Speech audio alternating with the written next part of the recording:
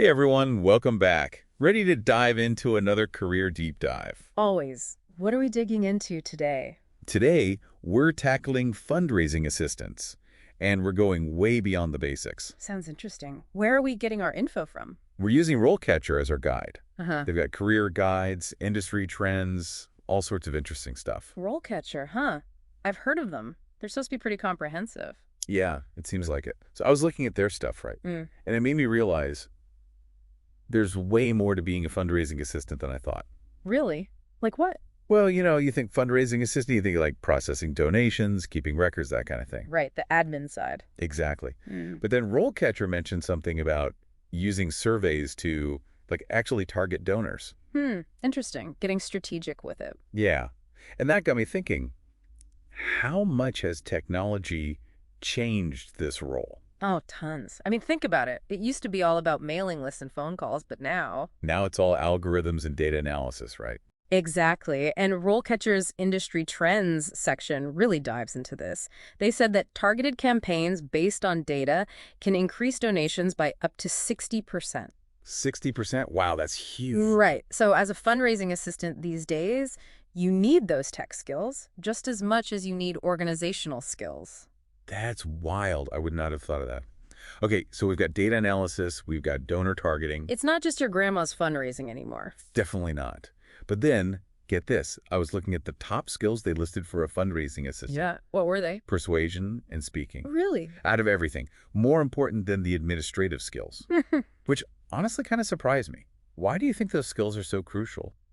It seems counterintuitive, you know? Not really when you think about it. It all comes down to building relationships. To get those big donations or sponsorships, you need to connect with people. That makes sense. Tell them a story, convince them it matters. Exactly. You're advocating for your organization.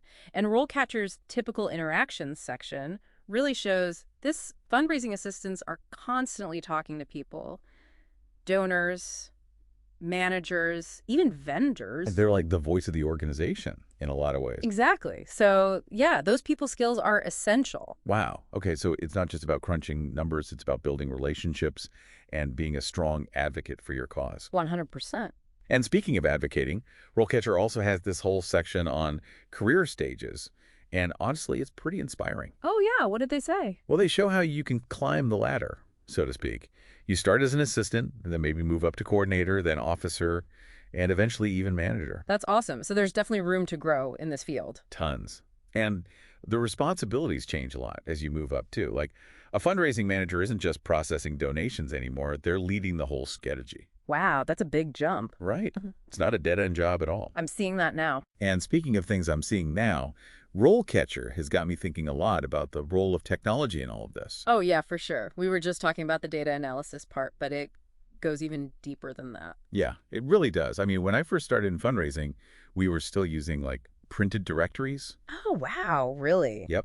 And handwritten notes to keep track of donors. It's crazy how much things have changed. It really is. Yeah. And now you got these platforms like RoleCatcher streamlining everything. It's pretty amazing. It's almost overwhelming, to be honest. Like, I was looking at their features, and they have AI that analyzes your resume, helps you tailor it to specific jobs. Oh, yeah, I've heard of that. Is it any good? I mean, I haven't used it personally, but it sounds pretty impressive.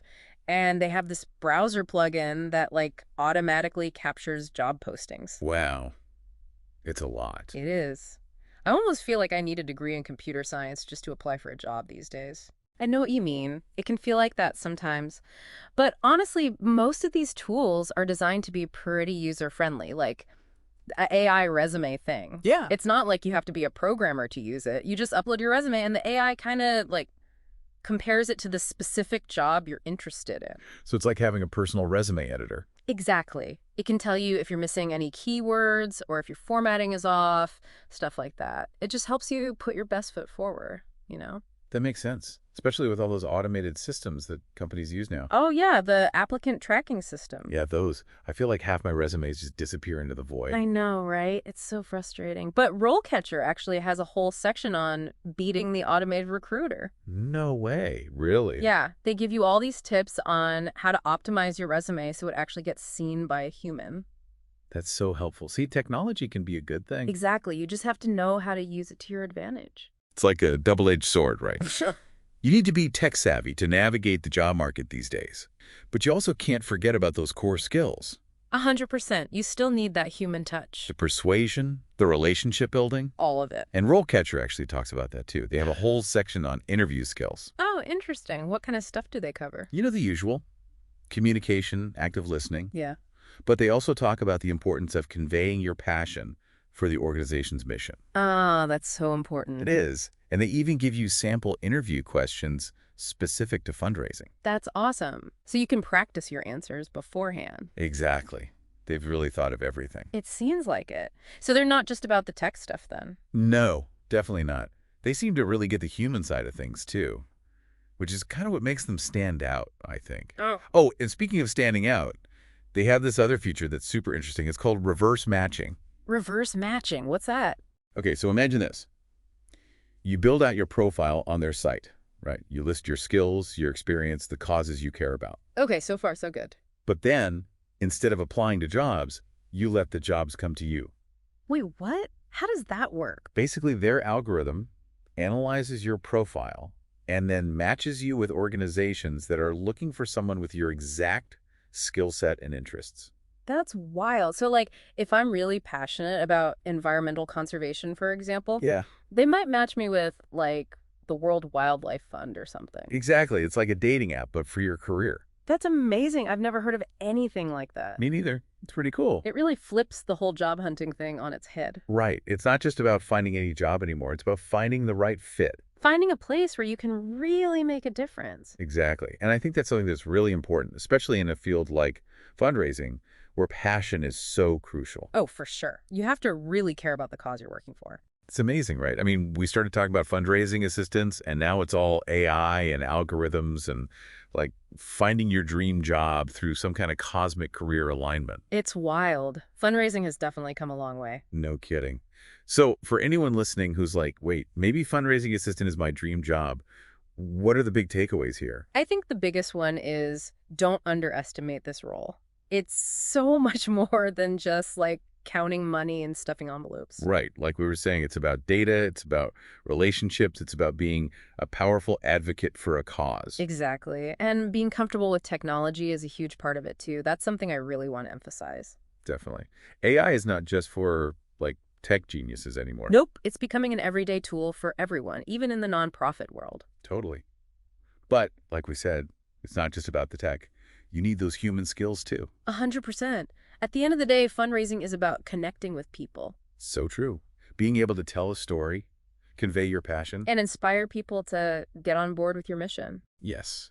Okay, so for anyone listening who's feeling inspired, what advice would you give them? If someone wants to explore the world of fundraising, where do they even start? Well, I'd say the first step is to figure out what you're passionate about. What gets you fired up? What keeps you up at night? Find your why, basically. Exactly. Once you know what you care about, you can start looking for organizations that align with your values. And then reach out, volunteer, network, make connections. And don't be afraid to use resources like RoleCatcher to learn more about the field and find potential job openings. But like they say, the best way to find your dream job is to stop looking for a job and start pursuing your passion. I love that. Me too. Well, on that note, I think we've officially reached the end of our fundraising assistant deep dive. This was a good one. I feel like I learned a lot. Me too. And hopefully our listeners did too. So until next time, everyone, keep exploring, keep learning, and most importantly, Keep diving deep.